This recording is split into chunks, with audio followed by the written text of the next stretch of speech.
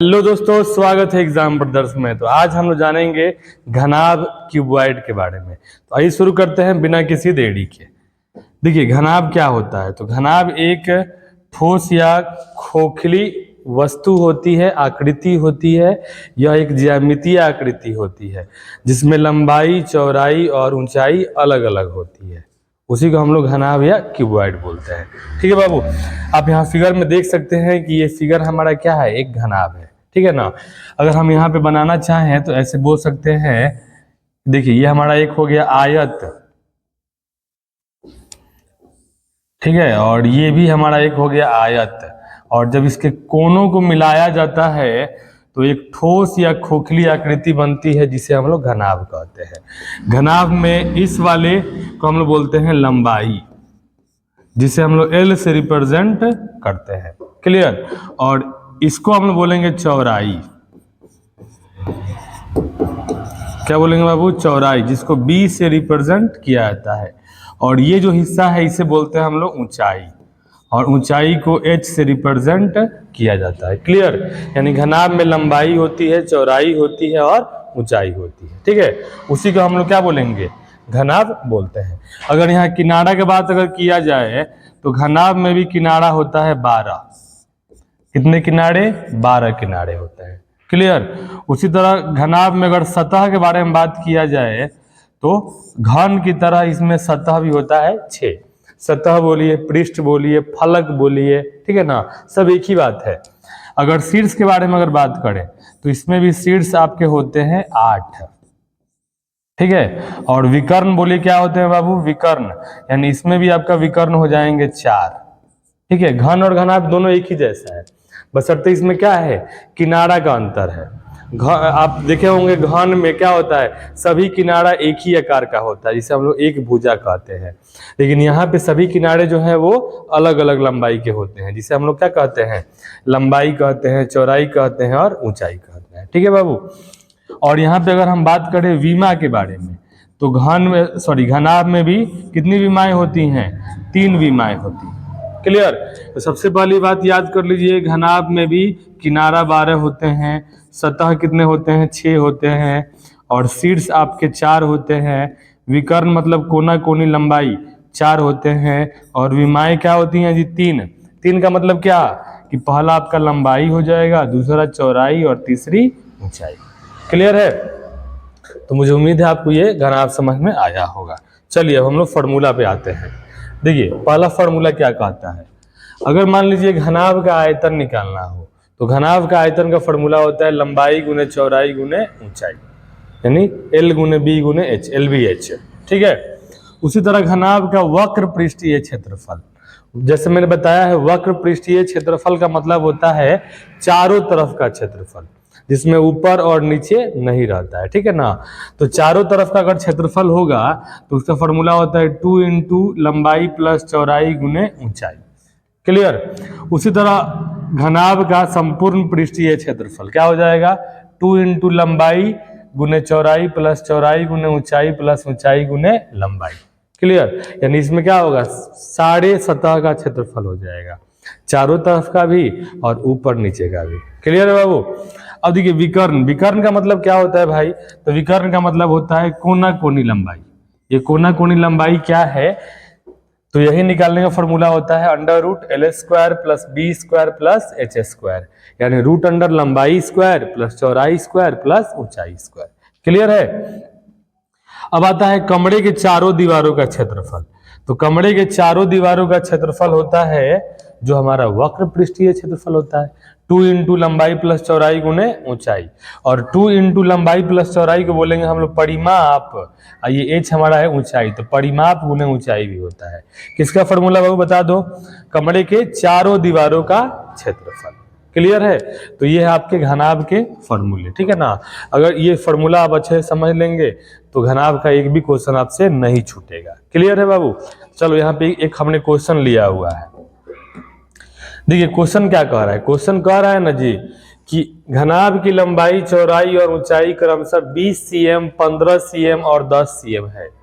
तो घनाभ का आयतन, वक्र पृष्ठीय क्षेत्रफल, संपूर्ण पृष्ठीय क्षेत्रफल तथा विकर्ण ज्ञात करें। यानी घनाभ की यहाँ पे लंबाई, चौड़ाई और ऊंचाई दिया हुआ है। तो सबसे पहले लिखेंगे, बता दीजिए क्या क्वेश्चन में लिखेंगे, दिया है घनाभ की लंबाई। बता दीजिए बाबू, लंबाई को हम लोग एल से रिप्रेजेंट करते हैं, ठीक है ना। लंबाई हमारा दिया है एल बराबर 20 सेंटीमीटर। चौड़ाई, बोलिए चौड़ाई क्या दिया है जी, चौड़ाई बी बराबर दिया है 15 सेंटीमीटर। क्लियर। और ऊंचाई, ऊंचाई बता दीजिए क्या दिया है, ऊंचाई आपका दे दिया है एच बराबर 10 सेंटीमीटर। क्लियर। यानी क्वेश्चन में लंबाई, चौड़ाई और ऊंचाई दे दिया। तो सबसे पहली बात हमसे बोल रहा है कि घनाभ का आयतन बताएं। तो बता दो बाबू, घनाभ का आयतन निकालने का फॉर्मूला क्या होता है, लंबाई गुने चौड़ाई गुने ऊंचाई, ठीक है, LBH। क्या होता है, LBH। तो बोलो यहाँ पे हमारा लंबाई क्या है 20, तो 20 गुने चौड़ाई है 15 और गुने ऊंचाई, ऊंचाई क्या है जी 10। गुना कर दो इसको, क्या होगा 15 दूनी 30 यानी 300, 300 में 10 से गुना करेंगे 3000 cm क्यूब, cm क्यूब। ये हमारा हो गया आंसर, क्या आयतन हुआ, ठीक है। अब निकालना है बाबू, क्या बोलो, हमें निकालना है वक्र पृष्ठीय क्षेत्रफल। तो बोलिए वक्र पृष्ठीय क्षेत्रफल का फॉर्मूला क्या होता है बाबू, फॉर्मूला होता है 2 इंटू लंबाई प्लस चौड़ाई गुने ऊंचाई, ठीक है, यही फॉर्मूला होता है। तो बोलो क्या हो जाएगा, 2 इंटू लंबाई, लंबाई कितना है जी, लंबाई 20, तो लंबाई की जगह हमने लिख दिया 20 प्लस चौड़ाई, चौड़ाई हमारा है 15, तो 15 अगुने ऊंचाई है 10, तो 10। अब इसको सॉल्व कर देना है, कुछ नहीं करना है। देखिए ये हमारा हो जाएगा 2 गुने, इसको जोड़ दो 20 और 15 35, ये हो जाएगा 35 गुने 10।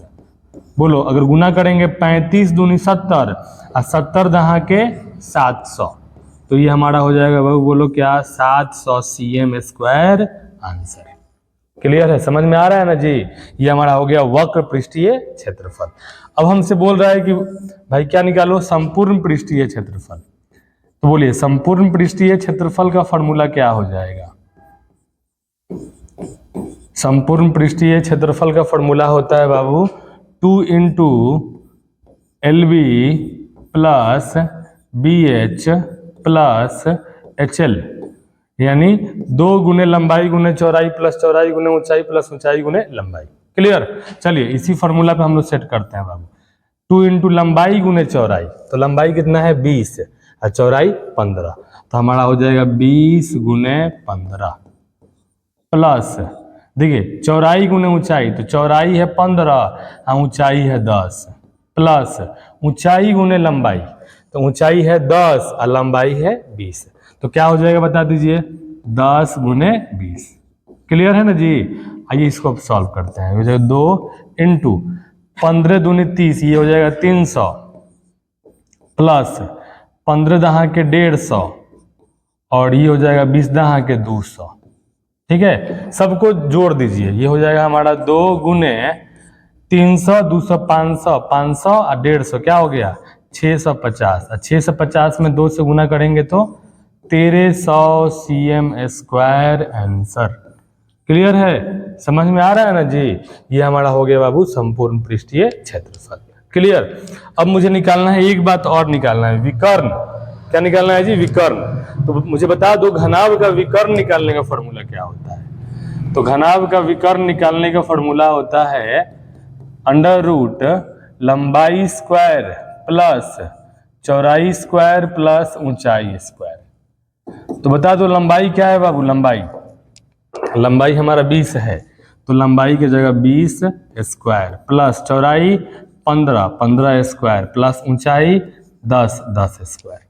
क्लियर है। अब इसको सॉल्व करते हैं। देखिए 20 का स्क्वायर हो जाएगा 400, 15 का स्क्वायर 225 और 10 का स्क्वायर हो जाएगा 100। अब सबको जोड़ दीजिए, क्या हो जाएगा 400 200 600 और 600 और 100, ये हो जाएगा 725। अगर ये रूट से बाहर आता है तो रूट से बाहर निकाल दीजिए, और नहीं आता है तो यही हमारा क्या हो गया, आंसर हो गया। मुझे उम्मीद है आपको घनाभ समझ में आया होगा। थैंक यू, धन्यवाद।